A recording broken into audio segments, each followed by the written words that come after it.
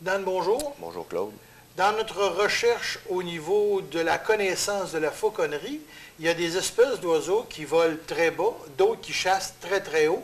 On le voit dans la chasse et la pêche, on voit toujours des oiseaux de proie. Puis il y a des oiseaux qui volent différemment. C'est quoi justement la grande différence des différentes espèces et de leur type de chasse respectif? En fait, chaque oiseau de proie est adapté à un habitat en particulier. OK? Quand on parle des faucons, on parle des oiseaux de haut vol. Eux, ils ont besoin, comme environnement, une étendue très large et dénudée d'obstacles. OK? C'est ce qu'on appelle les oiseaux de haut vol. On va principalement utiliser les faucons pour chasser le gibier d'eau, par exemple, ou les perdrix, les faisans, etc. Okay. Mais pour être capable d'évoluer, comme je disais, ils ont besoin de grandes étendues dénudées. Au niveau des oiseaux du bas vol, okay, on parle des éperviers, des buses et des aigles, bien, on va davantage être capable de chasser dans des territoires plus fermés ou semi-découverts. Okay? Dans les forêts, avec les buses, le lièvre, la perdrix, les tétras, etc., on va utiliser des oiseaux de poing qu'on appelle les buses, les éperviers. Bon, bien sûr, on dit toujours un oiseau de proie, une des grandes caractéristiques, c'est leur vue. Parce que dans le fond, c'est juste comme ça qu'ils vont déterminer le rongeur qui va courir ou le lièvre. Ou eux autres, ils voient des choses que nous autres, on ne voit pas, là, carrément. Exactement. Les oiseaux de proie ont une vue supérieure à l'homme. Donc, c'est pas surprenant qu'ils sont capables de débusquer ou de repérer un gibier là, bien avant que le chasseur l'ait vu. Là. Bon, par contre, quand on va vouloir chasser avec un oiseau de proie, c'est comme un bon chien de chasse, finalement. C'est toi qui vas débusquer la bête en question et qui va lancer ton oiseau à l'assaut de cette proie-là.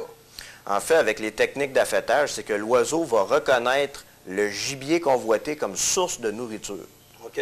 Ce qui va enclencher une poursuite. Donc, moi, je deviens tout simplement un témoin chanceux d'une scène qui se passe à chaque jour dans la nature. Bon, par contre, on disait, j'ai déjà entendu ça, que c'était peut-être une fois sur 8, une fois sur 10 où ça réussissait.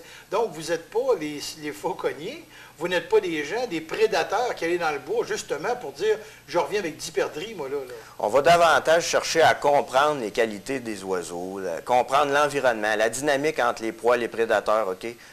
Plutôt que de chercher à remplir la jubassière, évidemment. Là. Parce que quand vous partez le matin avec votre oiseau, là, tu pars le matin, tu l'as pesé le matin, mais toute la journée, il va voler avant de trouver la première proie. Lui, là, théoriquement, si on était en situation de chasse, est-ce que tu lui laisses manger un gros canard au complet, un gros lièvre au complet, une grosse perdrix au complet, ou si tu dis non, tu vas en manger un petit peu, puis après ça, je te l'enlève? Bien, ça ressemble à ça. C'est sûr qu'initialement, à l'affêtage initial, on va laisser l'oiseau avoir une meilleure expérience possible. Donc, on va lui laisser avoir des bonnes gorges chaudes, qu'on appelle une bonne quantité de nourriture sur les proies, dans ses premières proies, si vous voulez. Par la suite, on veut extensionner la chasse. Donc, on va rationner l'oiseau, on va le reprendre au point, on va faire la substitution entre le gibier et puis le gant pour être capable de retourner en mode de chasse encore une deuxième fois. Dan, je pense qu'il y a peut-être plein de choses que tu pourrais mentionner, que tu pourrais nous expliquer. C'est pour ça que tu as un centre ici. Donc, qu'est-ce qui se passe? Là, on est dans ton sous-sol, on est dans ta salle de cours, ça ne sert à rien d'avoir un grand décor.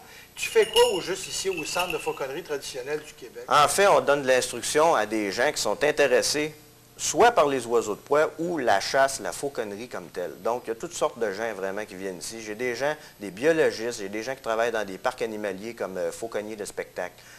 Aussi des gens qui veulent faire de l'effarouchement, OK, pour le contrôle des nuisibles et de la petite faune envahissante, etc.